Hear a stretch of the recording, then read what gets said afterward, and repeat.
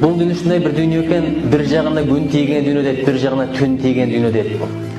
Бир күнү бүтөр арман дүние дейт. Падышалардан, пайгамбарлардан калган дүние дейт. Ошон үчүн жалган дүние дейт. Кызыл бетти аздырган дүние, бүтүндүктү тоздурган дүние. Түшүңдө гүл көрөсүң, ойгонсоң жок, ошол сыяктуу бир күн бар, бир күн жок дүние экен. Туулган күнүн ар ким билет, бирок кетер күнүн эч ким билбейт. Эгерде адамдар өздөрү тандап алганда, кезеги менен бул кетсин, бул калсын деп, улан кетпейт эле. Бул биздин колубуздагы нерсе эмес экен, апанын колундагы, атанын колундагы, замандаштын колундагы нерсе эмес экен, бул жараткандын колундагы нерсе экен.